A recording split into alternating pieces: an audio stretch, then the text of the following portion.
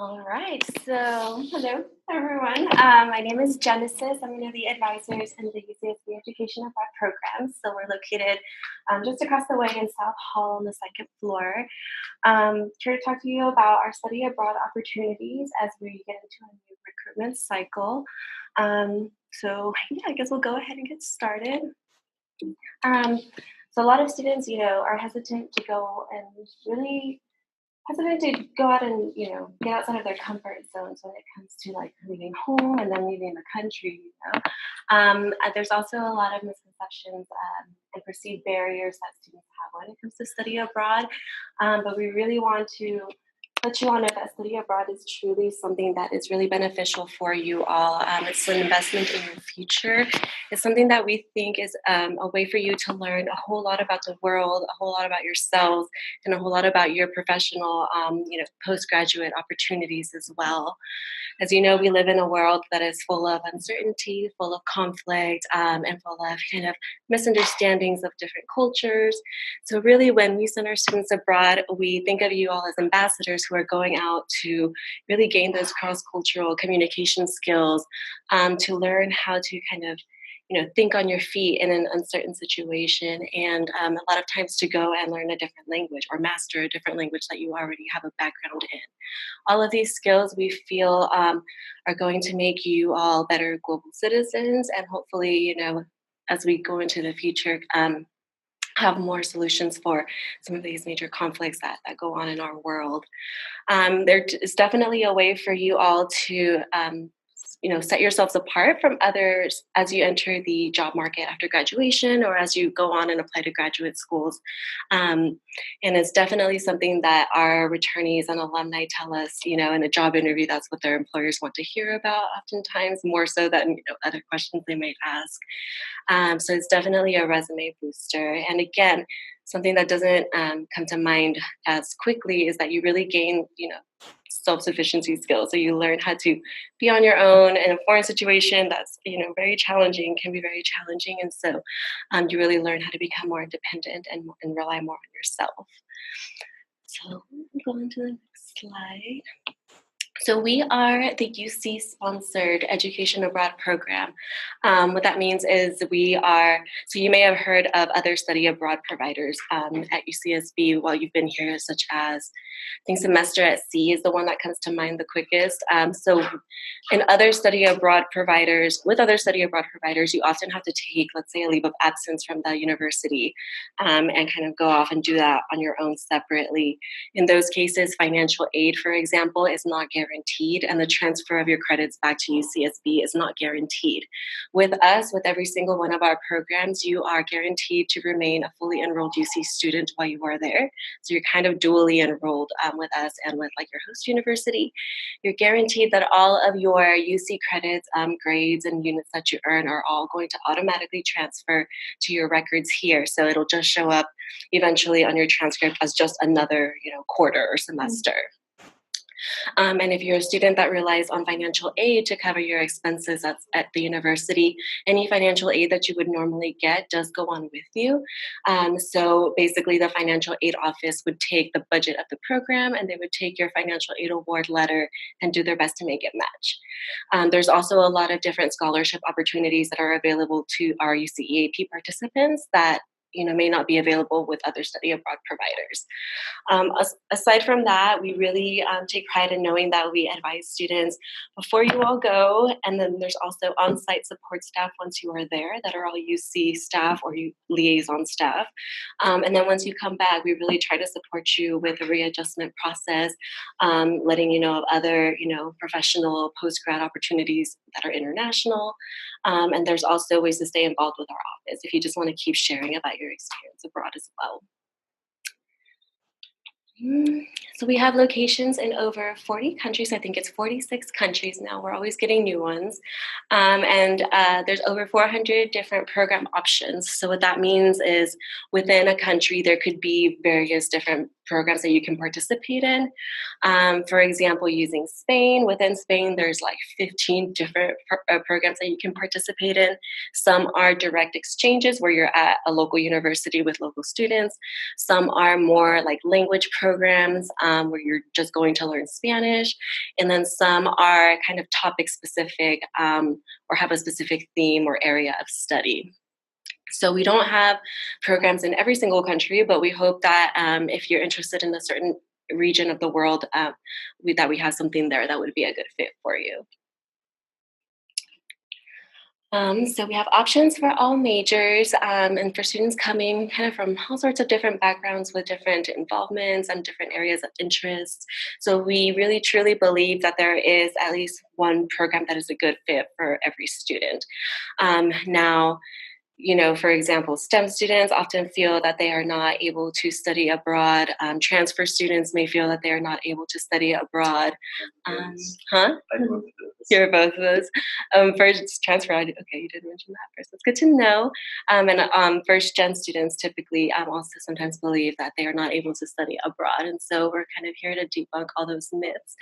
So it is possible, although your destination that you end up going to might not always be your first choice if you fall into any of those categories, just because it does take a lot of time to plan for this. And if you don't start early enough, you may not be able to go to your ideal program or your ideal location, but we do still know that there are options out there for you. The important other note on here is that the majority of our programs are not limited in space. And so our goal is to send off as many students as possible. So usually as long as students meet the eligibility requirements and then stay in good standing up until they leave, you would be good to go.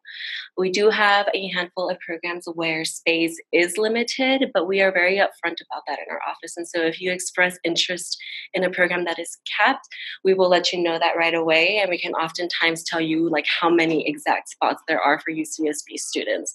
And it's always our goal that if you don't get into one of those programs that is impacted, we try our best to reroute you into something similar or something else that you might be interested in.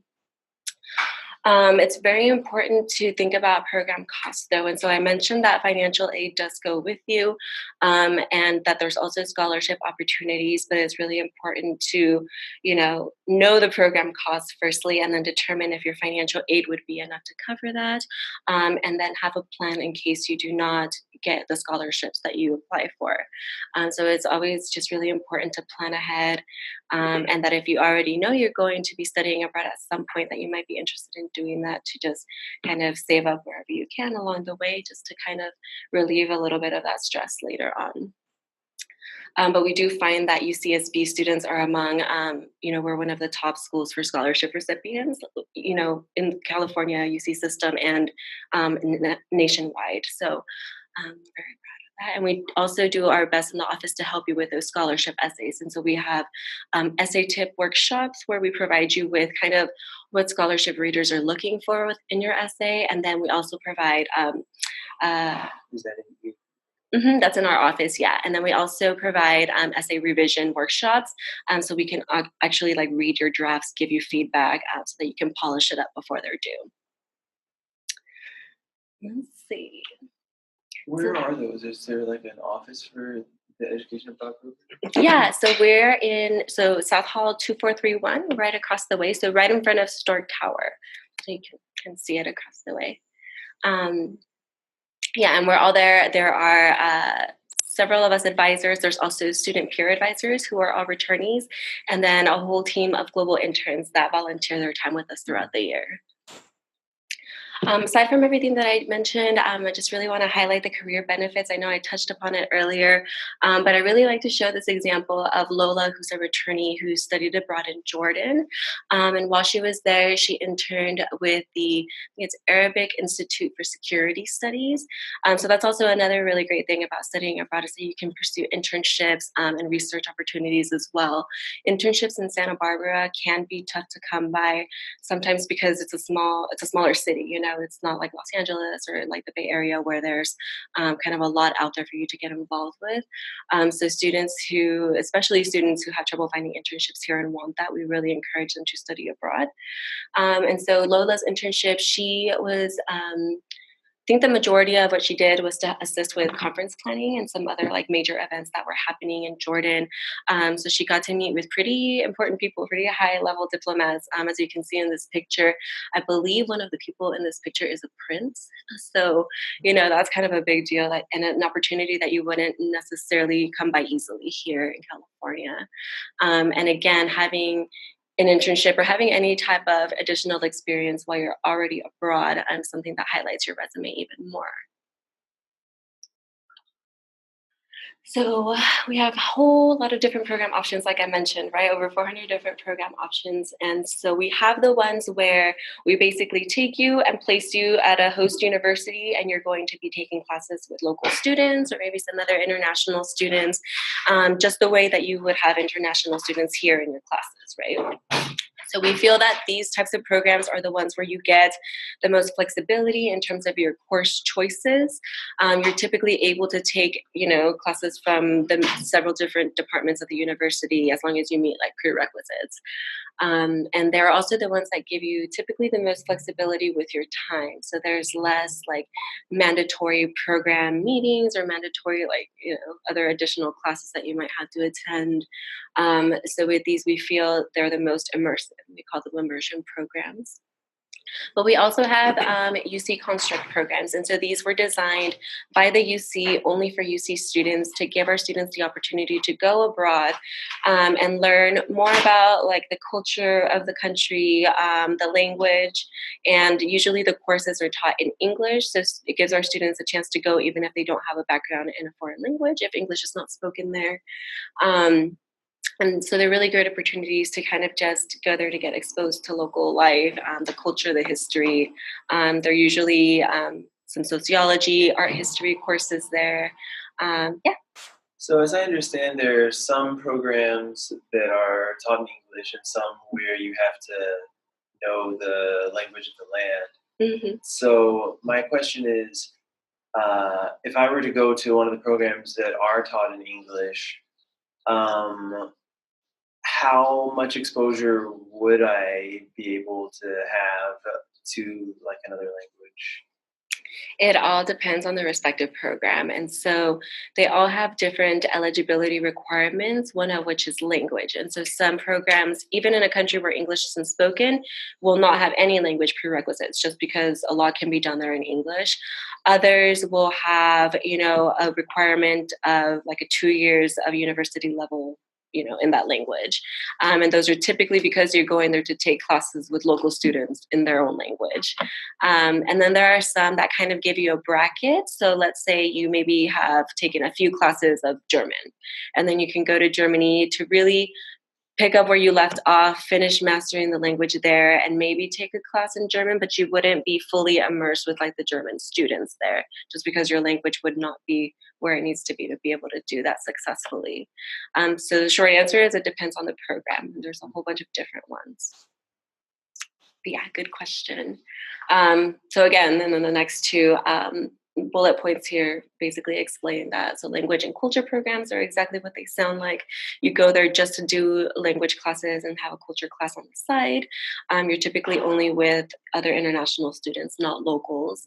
And then there are the single focus programs, and these manifest in all sorts of different ways. The example that's on the screen is for the Tropical Biology and Conservation Program in Costa Rica. So this program is really about, conservation efforts, and it's done, it's not at a host university, so it's very much out in the field. You're living in the cloud forest at times. Other times you're out near the ocean to do field work there. Other times you're like deep into the forest doing terrestrial research. It all really depends. And so this is an example of kind of a non-typical program that we offer. Another example would be, I think similar to this are some marine biology programs that are down in Australia and New Zealand and the Solomon Islands. We also have, for example, Parliament internship program that's out of Scotland and Ireland. So with these programs, you get to go there, and the majority of your courses or coursework or units that you're receiving are based off of an internship where you shadow or work for a member of parliament there. So that's really cool, and that's something that you also can't do here in Santa Barbara because we don't live in a capital city, right, or the capital of the nation. So again, these are typically going to be taught in English because they're going to be open to students who, speak that language, and they can either be it can either be a themed program where you are in traditional classrooms, or it could be like the Costa Rica one where you're just out in the field the whole time. So they're all very different. Do you have questions about that? No? Do you have any questions for me yet? No? All right, so students are able to study abroad for either a summer, a semester, very few quarter-length programs, but we do have those, and then year-long programs. So keep in mind that if you're going abroad, typically our partner universities are on a semester calendar. So for our students who study abroad in the fall, it's usually just your fall quarter that you're missing, but you probably are there for longer to have a semester length program. If you're going abroad, let's say in the spring, typically that for you means missing both winter and spring quarters, just because the partner university, that is their entire semester, going usually from January sometime to sometime in May or June, sometimes even July. So do keep that in mind. We do have a handful of quarter-length only programs that run in winter and spring quarters, but they're typically not at a host university. They're usually at our UC study centers, and they're not as immersive as the others. So if you take a semester length program, will that end up counting more like a quarter or 2 quarters at UCSB? You'll get a semester's worth of units. So typically for a semester length program, you're getting anywhere from 18 to 26 units, depending on where you're going. Yeah. And what about credit as far as prerequisites go? Like, if there was a prereq that I would have been fulfilling at UCSB, would I be able to fulfill it abroad? A prerequisite for like one of your majors or something? Yeah, like, are there a lot of classes where are there a lot of departments where the classes that are going to be required for the major are also offered abroad? Yes. So students, that's what essentially you're going abroad to do, is to complete something, right? It could either be major coursework, minor coursework, GE coursework, or some students want to take a break from doing all of that if, that's all they've been doing all along, and they want to go and just do some like cultural learning. And then they'll take a break from, their major or minors to go and do that. But, obviously you're here on a very tight schedule. You want to get out of here in 4 years. So most students will try to go abroad to pursue some sort of major requirements. I'll get more into academic planning a little bit later in the presentation. You doing good? And sorry, I guess going back to this one, the reason year-long programs is in Boulder is because that is what we encourage our students to go and do the most. The reason for that is because we feel that that's the best way to get the most out of the whole experience based on, all of the time and effort and money that you're putting into the whole process.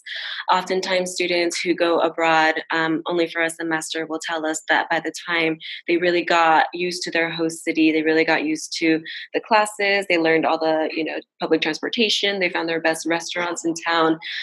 By the time they did all of that, it was time for them to come home, and that they wish they could have stayed longer. And so that's why we try as much as we can to get our students started by thinking big and long term, and then shorten the duration of their exchange programs if along the planning process they find that they really can't do a year. And a lot of our programs do have the option to extend from one semester to the other. And so if you are afraid or you just cannot commit to a year from the very beginning, you would sign up for a semester program and just have an additional form on file that your advisors would review with you. And if they pre-approve you to extend, basically you get on the plane and you go to your host country. And once you're there, you will have a deadline by which you can inform your coordinators that you would like to extend into the next semester or not. So there's also that option. It's not available for all of our programs, but it is available for a good majority, at least at the host universities. So housing options abroad can vary. Some programs will give you an option between living in a homestay with local family or just locals from the area, or finding your own housing with other students. So you get that option. Other programs will tell you that you're living in a homestay the entire time and that's it, and you don't have a choice, or they may require it for the beginning of your program, and then you can do whatever is best after that. And then some programs will tell you that, you have to find your own housing, and they'll give you a whole bunch of resources, information from where past students have lived. But ultimately, it's up to you to arrange that just the way you would, let's say, like in Isla Vista, if you're living off campus.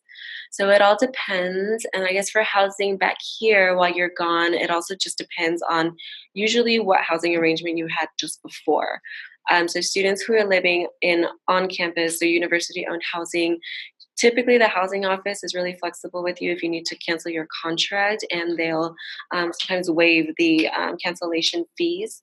If you're living in apartments where you have signed yourself to a lease, it depends on the term that you're gone, but usually it's a subleasing matter. So you find a subleaser, or you don't sign a lease for the duration for that year, and then the duration that you are here, you just sublease from someone else who needs to fill a space. That makes sense. So yeah, so it really just depends on like what arrangement you had right before you left, typically. I myself studied abroad when I was a student, and I lived in a homestay for a good majority. So 10 out of the 12 months that I was there, I lived with a homestay family. And I think that I really try to push homestays if you're going to a place where English is not spoken, because it really forces you to, practice the foreign language, since you're not, leaving the classroom and then hanging out with your American friends and just sticking to English. So if it's, if your goal is to really master a language and when you're going somewhere where English isn't spoken, I think the homestays are really great options. So for financial wise, the program cost, does it include the housing options? Yes, good question. So whenever we give you the cost of the program, it is all inclusive. It is an estimate every time we give it to you, but it's all inclusive. So it would include your UC tuition and your UC student fees. It would include the estimate cost for housing and meals while you're abroad. It includes the cost for your airfare and also any other pre-departure expenses like a student visa if you need to get one. It includes any field trips that they're going to do with you while you're abroad that are already set, just so that they can, which are really cool. And then we tell our students they better go because it's already paid for. And it includes just, transportation in the host country, books, toiletries. They budget it down to the loads of laundry they expect you to do per week. So it's usually a pretty fair estimate.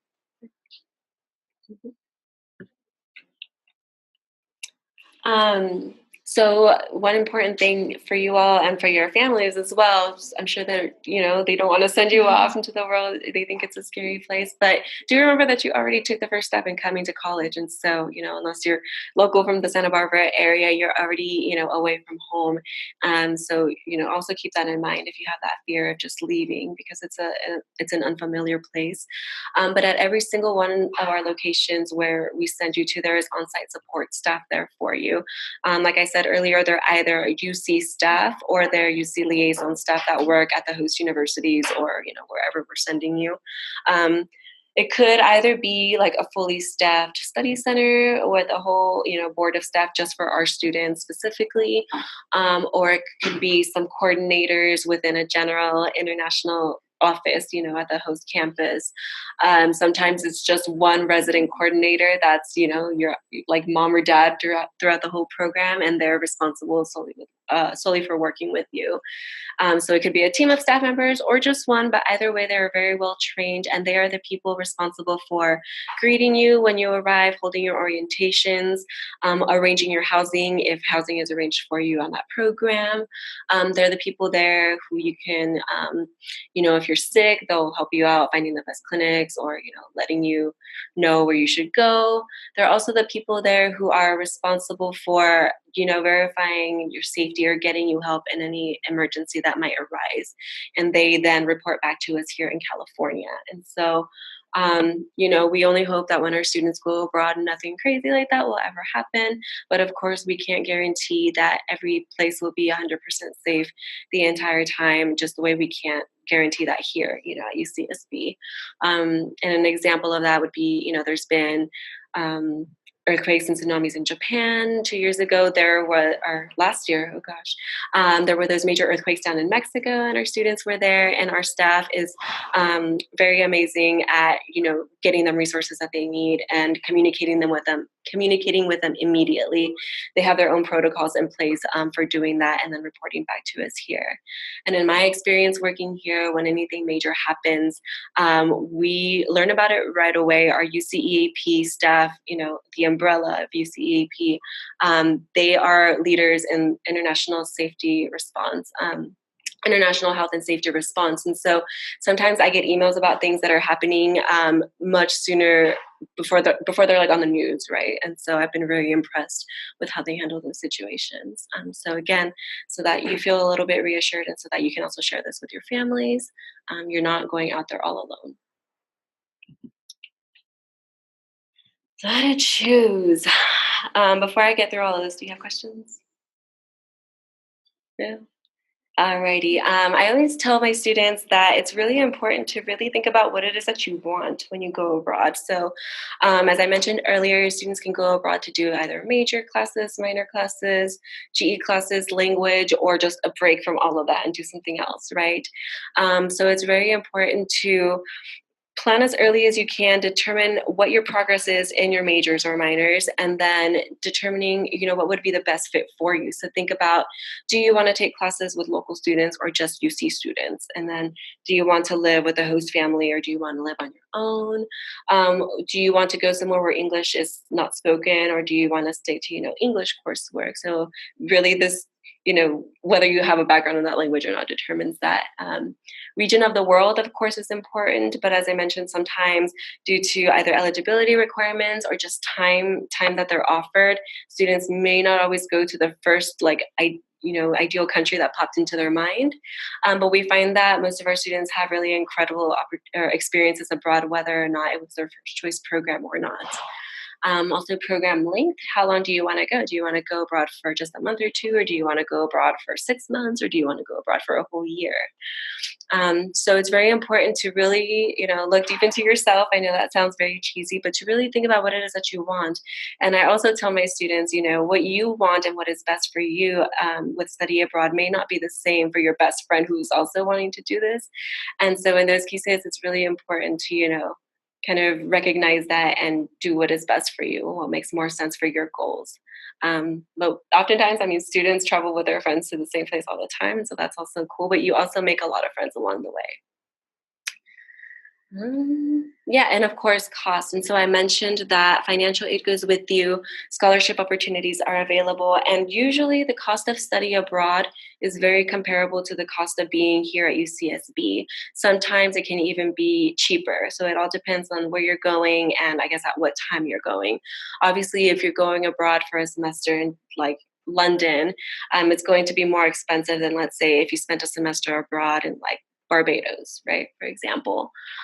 So also keep that in mind. Sometimes those fall programs do end up being costlier than your fall quarter here at UCSB. So if you're a financial aid recipient and rely solely on financial aid, do keep that in mind. So most students will want to go abroad in the fall to only miss one quarter. But because a lot of our programs, as I said, are on a semester calendar, you're there for maybe a month, sometimes even 2 months earlier into the summer. So you do have additional costs with that additional amount of time that you're abroad. So sometimes our fall programs end up being a lot more expensive than your fall quarter would be here, which makes your cost of attendance for the year be higher. Keep that in mind. If you don't really have a preference of when you go, whether it's fall or spring, those spring programs or any programs that encompass 2 or the year-long programs that encompass 3 quarters tend to be a lot cheaper. The reason why is because once you're there on a semester program, you only make payments for what is tuition and fees one time instead of for both quarters that you're gone. So that saves you a lot of money.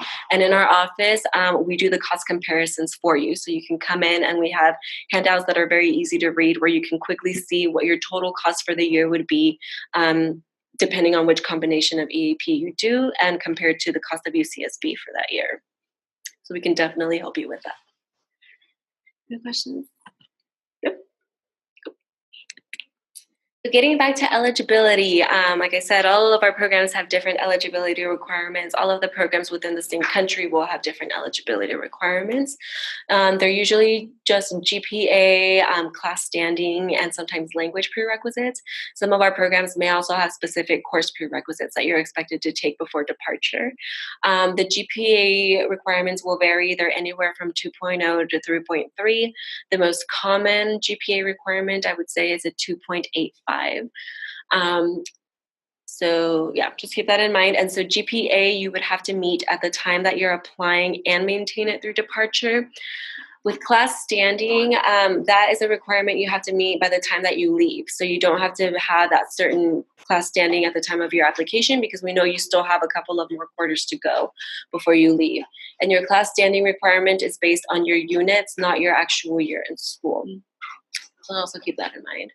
Foreign language, if your program requires it, is based on university level language. So if you took it in high school but don't have AP, or if you just learned a language on your own but have never taken it formally, you would have to show somehow that, you would have to be placed into a certain level according to what the department here on campus would say. So do keep that in mind, and that is also by the time of your departure. So if at the time that you're applying, you don't meet the language prereqs, but you have enough time to take the remaining classes that you need before you go, then you'll be fine. I mentioned that some programs may also have certain course prerequisites. Going back to Costa Rica, that's a good example since it's a very hands-on biology program. Essentially, you're expected to take certain usually lower div classes before you head out. So keep that in mind. I forgot to mention this, but all of the pictures that you've seen in the presentation are from like UCSB returnees who have been abroad. So they're real photos from our real students. The cost, I think you've gotten the gist, of my answers. Usually it depends by program. It's because every program is so different and encompasses very different elements. So the costs do vary, but like I said, they're all inclusive. The link that's on here is to the system-wide website. And so this website is what all UC campuses use to gather program information. So since we send students from all the UC campuses, this is what we all use to get the information. But we also have our campus-specific website. So this is the one where you would find like our office location, who the advisors are, when our campus-specific deadlines are. So just note that you're going to be working off of two different sites. And I guess something I didn't mention before is that if you're a student that pays non-resident tuition fees, unfortunately, you do continue to pay non-resident tuition fees while you're abroad because you still remain a fully enrolled UC student. The exception would be summer. Summer, if you're paying non-resident fees, then it works out a little better in your favor because you're paying by unit. So if you fall into that category, or if you have friends that I fall into that category, do share that with them. Throughout the year, we have a advisor from the financial aid office who holds drop-in hours in our office. And so our students can very easily find her there, throughout the week instead of having to go to the financial aid office. But of course, if she's not in our office when you need to speak with her, then you can go find her there. So also know that. I just really want to reemphasize that studying abroad can be cheaper than staying here at UCSB. Remember where you're living. It's, Santa Barbara, La Vista, one of the most expensive places in the world. So just thinking of cost of living, you could really save a lot of money by going abroad. And that's why we always say it's very comparable to staying here. You can see that even in popular places in Western Europe. This is based off of a full year's academic cost from the year before. So, just know that these numbers are not updated. But you can see that even in a place like Spain, which is pretty popular among our students, in a very central place in Europe, you can actually be cheaper than staying here on campus. Again, though, keep in mind, if you're only going for a semester, just remember to pay really close attention to what that semester cost would be. Personally, I studied abroad in Brazil for a full year. And by that, I mean like 12 months. I was abroad for 12 months versus a 9-month academic calendar here at UCSB. I ended up spending the same amount, so I maxed out my financial aid. But, I was there 3 months longer than I would have here at UCSB. And I also got to do a lot of traveling while I was there. So, I ended up spending, let's say, $33,100, just the same as I would have here, but I got a whole lot more out of it. Right. So I was there longer. I got to do a lot of traveling here. It would have just been 9 months of going to classes. So I think it was definitely worth it. And a lot of, this only shows 3, but we have a whole list. I think it's 50 programs in order of cost in our office that are all cheaper than staying here at UCSB for that time. Where can we see that list? It's in our office, so I don't have those handouts here with me today, but we have them there. So this is our office location, and then the 2 different links that I guess this just shows ours. So the previous slide had the system-wide website link. This one is our campus-specific one, and then the bottom one is our general email address if you have questions. The middle bullet point there, the Gaucho Credit Abroad, is a database that's on our website if you're looking under the academic information. And what it is, it's a database that's fairly new. It's only been up for the last academic year, I believe. And it will tell you how UCSB students have petitioned courses for specific requirements in the past. So, like I said, everything that you take abroad, will automatically come back here to your records, but it doesn't automatically get applied to the specific requirements you need. You do need to formally petition those classes with your department or your college if it's for GE requirements. The reason for that is your department wants to see what it is that you actually took while you're there. So oftentimes in a lot of our programs, you don't know what you're taking really until you get there and you choose your classes there.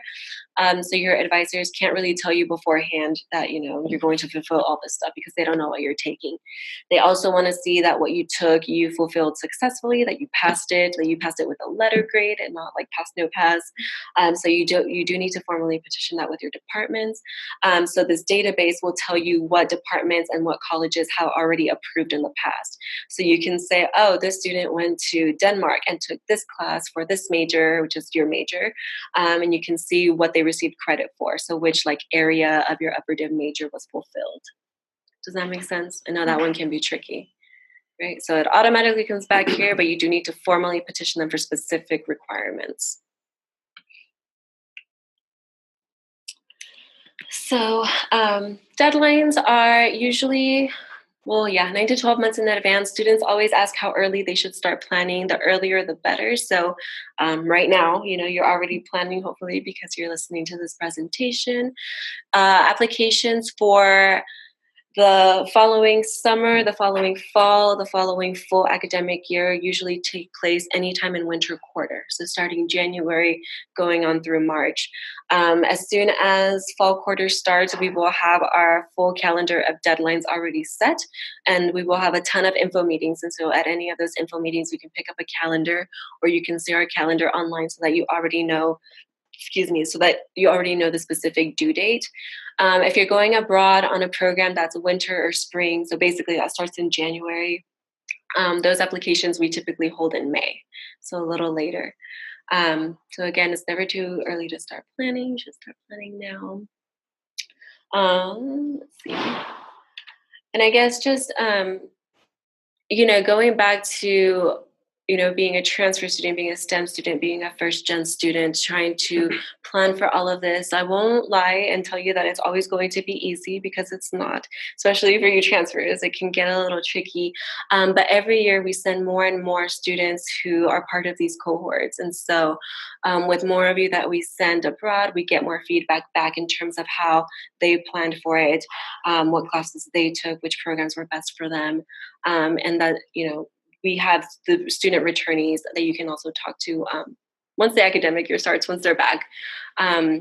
We also hold several different discipline-specific info meetings. So you'll also see those on our calendar. And those are really good because we hold them with your actual academic advisors.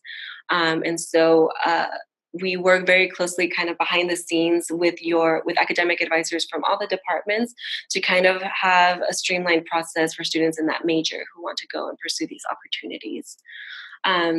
We also know that it's not easy, going abroad. Let's say if you work here on campus and really rely on, your income from your part-time jobs, or, it's not always easy. Sometimes you're away at college, but you're also, in a way, your family's caretaker oftentimes. And so we do know that it's not always easy, but we really do truly believe that it is a once in a lifetime opportunity. Sure, you can go off and travel after you graduate and, just for fun without having to take classes, but traveling abroad and studying and living abroad are two very, very different things. And so, just keep that in mind. It's kind of hard to explain that idea without you having gone through it, but just know that it is very different. Going as a tourist versus really living there like a local and learning the ins and outs of a place are two different experiences. And we really try to encourage you to take advantage of UC EAP, because once you graduate, you start working, you start grad school, you start, all these other responsibilities that you're going to have, that it can become a lot more difficult to even go and do a vacation and travel. So we encourage you to take advantage of it if possible.